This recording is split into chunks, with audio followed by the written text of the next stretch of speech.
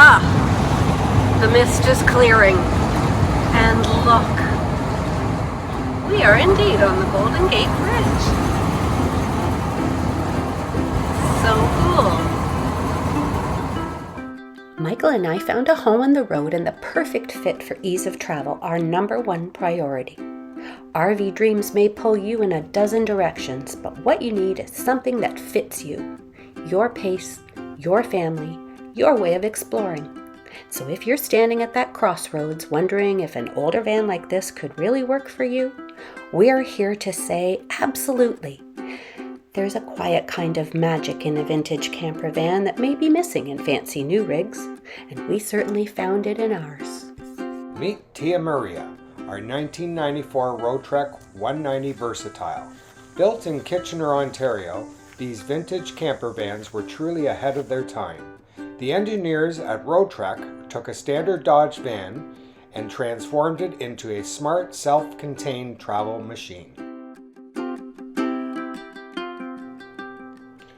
From the roof-mounted air conditioner to the underhood generator and the compact but functional wet bath, this little van packs in everything you need for full-time or seasonal travel, without the bulk of a modern RV.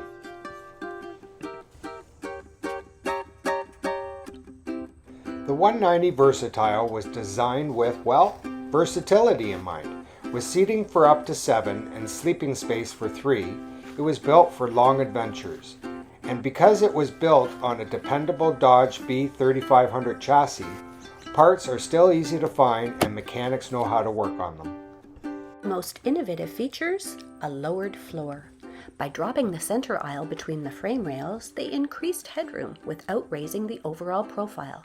And that clever engineering meant that these vans could fit in regular parking spots, clear most drive-thrus, and still offer enough room to comfortably stand inside. This is Tia Maria, our 1994 Dodge Roadtrek 190 Versatile. And she is our home when we're on the road. Yes, hi, I'm Michael. And I'm Jessie. And we're free to wander now.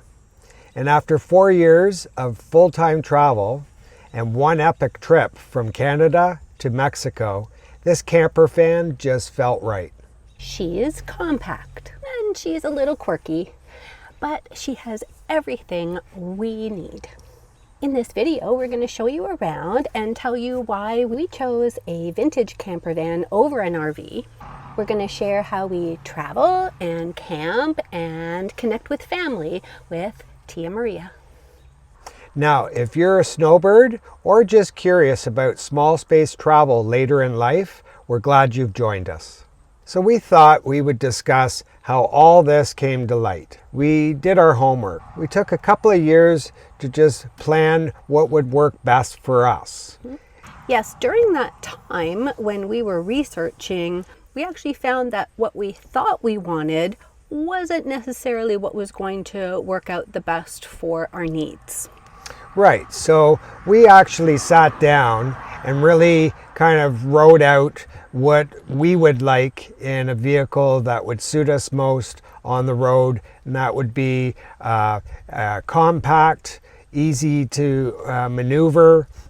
If we needed to get up and go, we had that availability just to pack quickly and move on. We wanted to be able to get into awkward situations and parking spaces. Yes, when we were researching some of the travels we wanted to do, a couple of the things that we came across were low bridges. So you couldn't have a vehicle over a certain height if you wanted to take a certain route. Another one was some of the hairpin turns on some of the highways. For instance, we wanted to do the #1 highway up the Pacific coast, and for that one there are restrictions on the length and size of vehicle that you can take. Yeah, so of course I'm the primary driver, so I had to be realistic on what would be easy for me to manage. And you know, when you're on the road full time, it can be stressful. You're in all situations. You have bad weather, lots of traffic. Going through cities. Low mountain range, high mountain range. So all that are factors when you're on the road. So you want really a peace of mind while you're traveling. There was a lot that we didn't know about RVs because we were brand new. And I think that brings me to my other point, is that if it's going to be your first RV, like it was ours, we didn't want to get something that was very overwhelming for us to manage. We didn't know any of the systems. We weren't really familiar with everything that goes along with RVing, and so we did want something that was going to be manageable for us, primarily a couple in a camper van traveling. Right. So obviously, the bigger you go in an RV, the more you need to maintain it. It takes longer to pack up. So we wanted to talk about simplicity, because we wanted something that was easy to clean, that was easy to maintain, and that had very few systems, just what we really needed.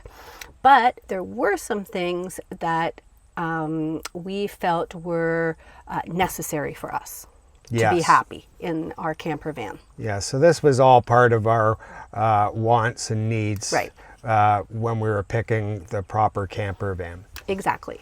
So one of the things that we both definitely wanted was an onboard flushing toilet. Yes. We didn't want a chemical toilet. We didn't want a cartridge toilet. We didn't want any of those types. We wanted a flushing toilet, and that means that you have to dump it. But that's okay as long as we did have that amenity available. Yeah, we also have, we wanted the availability if we were off-road or we were in locations where if we wanted a shower, we have also a shower that we can do inside the van. The possibility for a shower inside the van. Yes, so we do have a hookup and a curtain just outside the toilet area. Also, we have a hookup on the side of the van, and we can shower at the outside. Yes, that's lovely for cleaning sand off one's feet. And we have done that. So we've been near beaches, and you want to rinse off because we have a freshwater tank that we keep filled, and that's very accommodating for us. Yes. So another thing that is probably a nice to have, but what we really liked about this van was that it has hot and cold running water. So there is a hot water heater, which is nice. In Canada, both in the spring and the fall, things can be chilly, and having hot water coming out to wash your hands and your dishes is very nice. Yeah, so along with the hot water tank, we also have a furnace.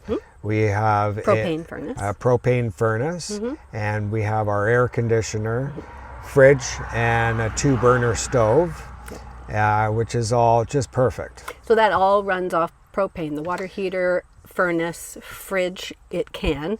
Well, the refrigerator has the auxiliary, so while we're driving, we can at least keep the food cold. Right.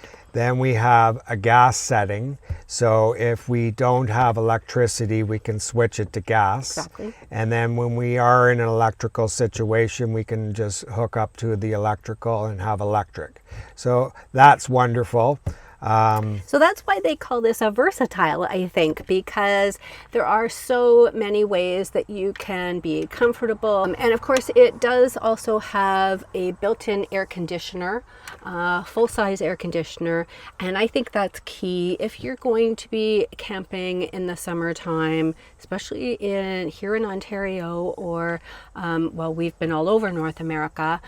It is very, very hot, and inside the van, I think, would be very oppressive if we did not have air conditioning. We also have a wonderful fan. We have the fantastic fan. Right. And so that has the ability to take out all the hot air and also to bring in some cool air depending on which way you set it. But Especially at nighttime when we're sleeping, we often do put on the air conditioning if we are hooked up to power. Yeah, so this takes us back on the decision we made. So it ultimately, we went from very large to now downsizing to something that would just be super practical for us. So our eyes were set on a camper van. Mm-hmm. So that procedure began for us, and we both made the decision that it would be a camper van. And then Jesse did a lot of homework, just investigating the best camper vans, and we came up with the Roadtrek. It was definitely the right decision for us because of what it offered, and it just has everything you need. Yes, so now this is a vintage Roadtrek. There are new Roadtreks, and Roadtreks are built, I believe now on the Mercedes and maybe the Ford chassis. This is a Dodge chassis. They no longer make these kind of Roadtreks anymore. Now a new Roadtrek, we did look at them, and they are almost $200,000. Yeah. So when we started looking into Roadtreks, we found out about the vintage Roadtrek. Yes. And many were kept in excellent condition. So we thought we would start looking for something, 95 and up. The vintage Roadtreks are the original Canadian-made camper van. This Roadtrek was made in Kitchener, Ontario. The Roadtrek brand was founded here in Canada. And what I think gives the vintage Roadtreks really an edge over almost anything is they just don't make them like this anymore. Yeah, and I agree. When we took over this vehicle, we were so happy. So now we'll go back on our journey on now finding our perfect camper van. The process took about 2 months, and at that time there were a fair amount of Roadtreks up for sale in Ontario. So if you are thinking about what kind of RV to get, it's really, I think, a good idea to first of all look at how you plan to use it. Is it for a family? Is it just for a couple? Will you have grandchildren joining you from time to time? The other thing that I think, of course, budget comes into this, and it certainly did for us. Absolutely. We were not willing to spend that much money, especially on something that was brand new to us. We had not been in an RV lifestyle before, and we didn't know really if it was going to be our thing.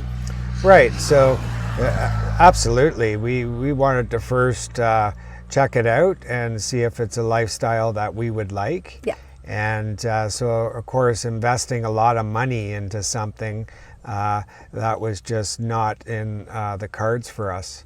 So we decided to just have a budget and stick to that budget, Right. and that we did. Yep. And so for us, the main thing that we were going to be doing was traveling. So we planned to drive down to Mexico and back, and actually via Vancouver Island. So this was a big trip right around North America. We went to the North Shore of Lake Superior.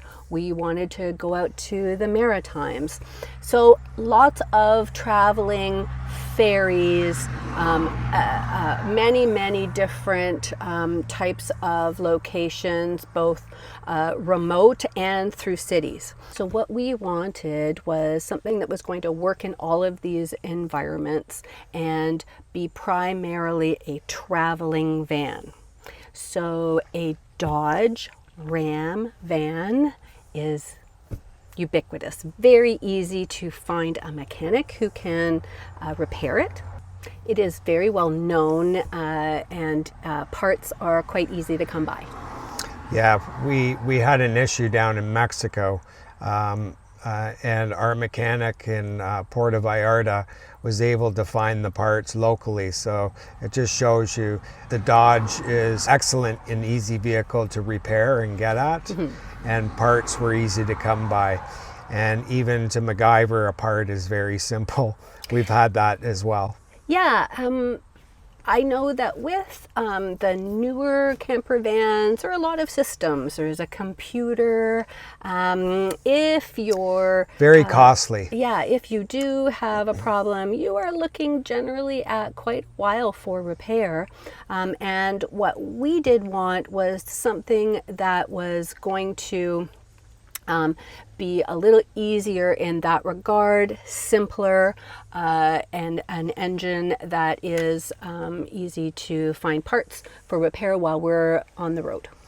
Yeah, so again, it would be your decision on the type of travel you're doing. Right. And so that would just reflect on what RV or camper van is going to suit you best. So if you're going to be camping for a month or two at a time, then maybe a larger RV would be best for you. But if you're going to be on the road a lot, then maybe a camper van is the right decision. Right. And to keep that in mind. So Tia Maria is a 190, that's 19 feet long, plus she has a spare tire and generally bikes on the back that make her about 21 or 22 feet.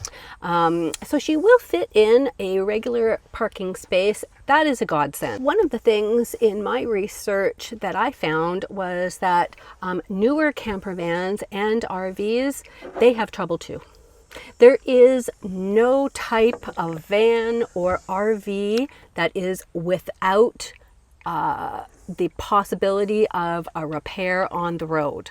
And so, and you know, if there was, that may have influenced our decision. But what I found was that people with brand new RVs had issues, brand new vehicles had issues, and an older one, you know, you are, I think, maybe taking a slightly bigger risk that you might have a mechanical problem or one of your systems may have an issue. But again, you need to do your due diligence when you're buying an older vehicle. And it's no different than buying an older car or a van or a truck. Right. You need to have it safetied, and before you make that investment, you need to look at what possibly you might have to put into this vehicle to get it sound and roadworthy. So again, with us being patient and choosing the right vehicle, I think that helped us a lot, because we eventually, when we did buy it, we had it safetied, we had it thoroughly checked, and she checked out perfect. If you have ever been to an RV dealer and gone into all of the different kinds of RVs and camper vans, you may find that you are a little overwhelmed. And we were initially, because it was also new, we really weren't sure, you know, do we need lithium batteries and solar? Yeah. Do we want you know, leather seats? Do we want a slide out to make it bigger? Those were certainly things that as you move on in your journey, you will have to decide. Now, we did not want to slide. They seem like they would be a good idea, but a lot of the people we know that had trouble with them, and if they get stuck out, then you can't drive your vehicle, and it's just not really something that we wanted to worry about. Yeah, be prepared that you would have to call an RV repairman. And this is in the summer, they're all booked up, and it seemed that that was not worth that extra space. We committed to being in a small, space when we're traveling. This is something that I can manage. So general repairs on something like this is much easier to manage. And also we just do a daily check while we're on the road. We always check that our systems are fine. We do a walk around the van before we get on the road. So again, this is very little time as compared to a larger RV. And I think as well, we were able to have our systems checked over. And for instance, our propane is on board. We have a propane alarm that would go off if there was any kind of an issue with it. And all of the other safety features are on and working in our camper van. I think that's important, that even though it is an older vehicle, it is very safe, and we do ensure that all the systems work. Monitors on the carbon monoxide, and also on our internal battery will beep if it's low, so that we would just charge. So it's a minimal checklist for us in this camper van, which makes it much easier for us and more enjoyable for our travels. Right. So one thing to keep in mind as well is if you're getting a RV, and maybe one that you need to pull, so now you have that responsibility of the RV plus the vehicle that's pulling it. So you have responsibility for actually 2 vehicles. So if you are on the road and maybe your main vehicle that's pulling the RV breaks down, now you're in a predicament of what you do with your actual RV, or vice versa. So these are big problems if you're far away and you need to get help. These are some things you need to consider. Yes.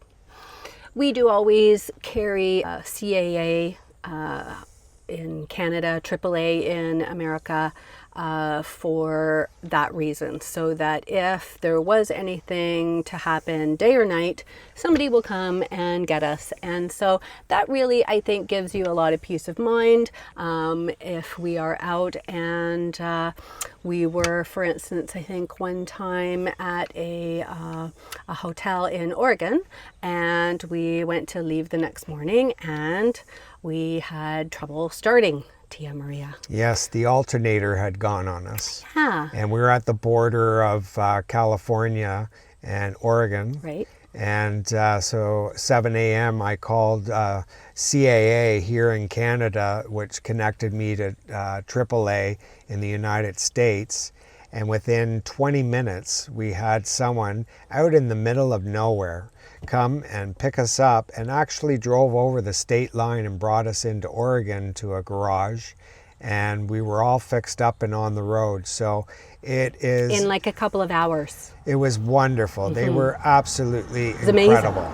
It was amazing. And that was, I think they said, because the alternator for these vans is easy to order. They ordered it that morning. It was there by noon. We arrived, they put it in while we had lunch.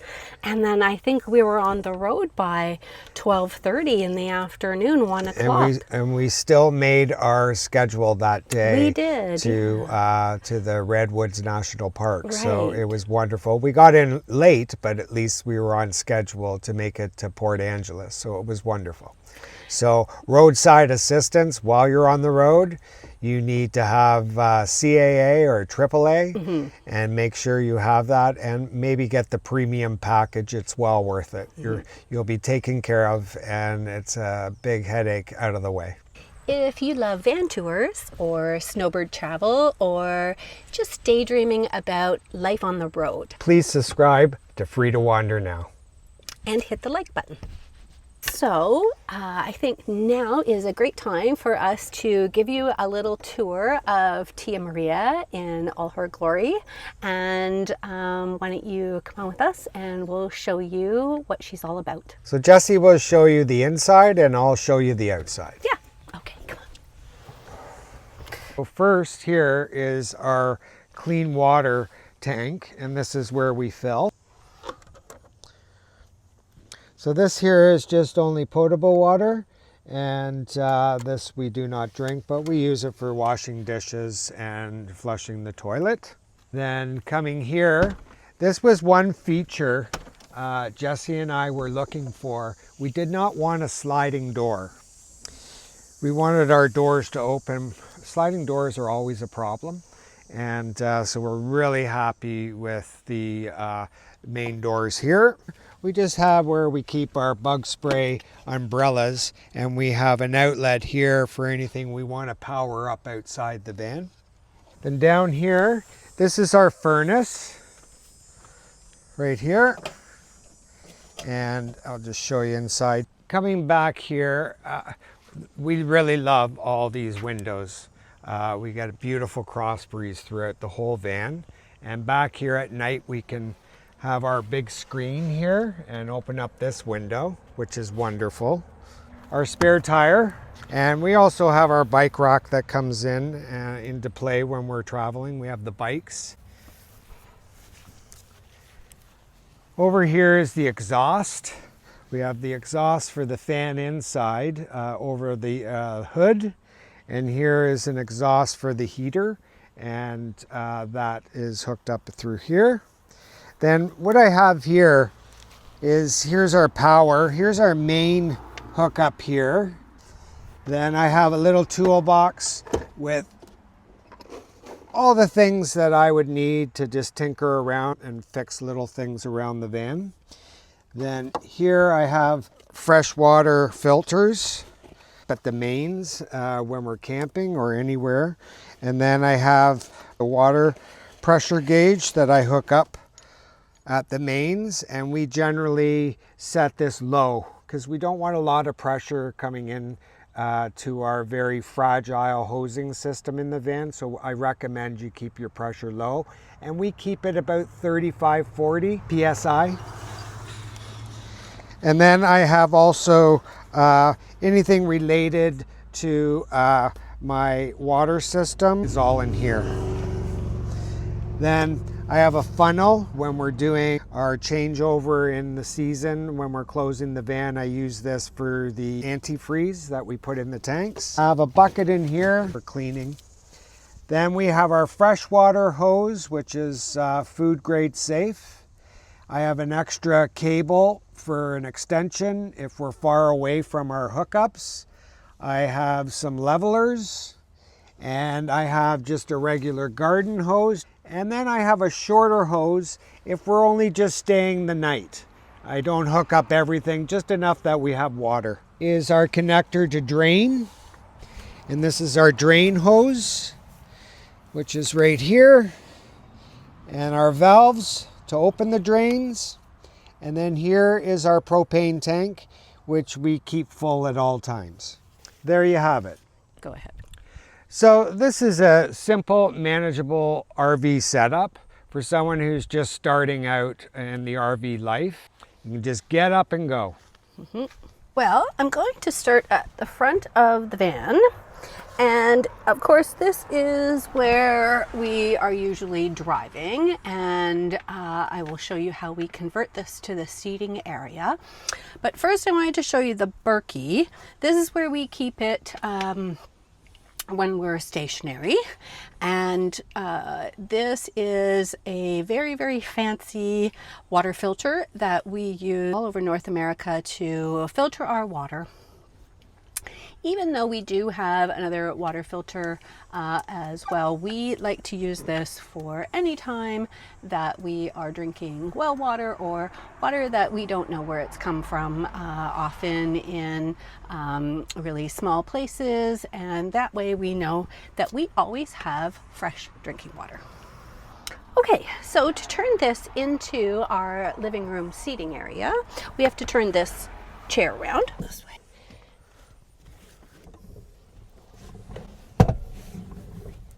Okay, so, and when the other one is turned around as well, then it is a lovely place for 4 people to sit and eat or play cards or whatever we want. It's very cozy and quite spacious.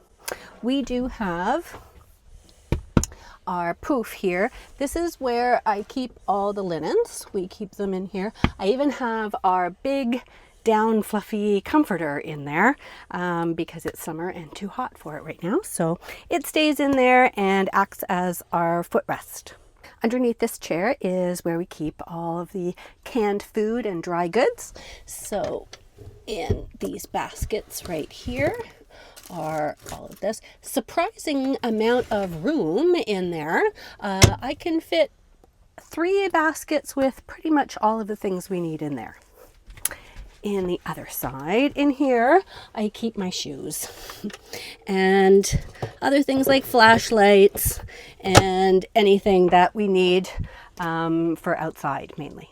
So as you can see here, there is a nice little area for storage. We have our candles for the evening, which are very nice. We keep all things to go out for meals outside accessible here. On the other side, we have our coffee, tea, and more sort of canned goods and dry goods, and little accessories all fit in very nicely there. We have the 3 main windows of the Roadtrek, and I really love these because they are the things that Roadtrek is famous for. Adds so much natural light in here that it really doesn't feel like a van, which I love. Lots of things in there. Then, now on the other side, we have our kitchen area and our fridge. So this is a fridge that has 3 different ways. You can use it on gas, electric, and 8 volt. I think it's 8 volt. And then we have in here our cupboard, our garbage can, and all of our cooking pots and things like that fit nicely in there. We have a full kitchen, even a junk drawer. So you know it's a full kitchen. Microwave, and the microwave works great. A lot of the time we just keep bread in there. And this is at the moment where I keep my wine glasses, etc. Most of the other cups and dishes are up here. And so this all stays very well in place when we're moving. We really haven't had too many problems with that at all. Over on this side, so we've got our kitchen. Okay, so in here we have our bathroom. And so in the bathroom, we do have a flush toilet, which is very, very comfortable. There's enough room. We don't have any problems. That's where we keep all the bathroom stuff.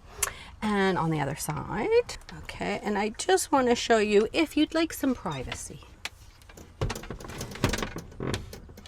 This does close all the way so that you actually have a room.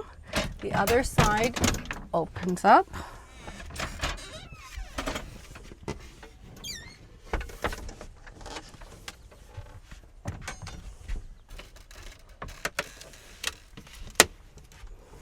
As well. So you can put the 2 out and have complete privacy inside here. We have a closet with all of the closet things on this side. And there is quite a bit of room down here. This is where the other shower is kept, and we keep some storage things there. That's where we keep the magic pot. Then up here, this is the shower track where you would put a shower curtain and have a shower here. There is in the floor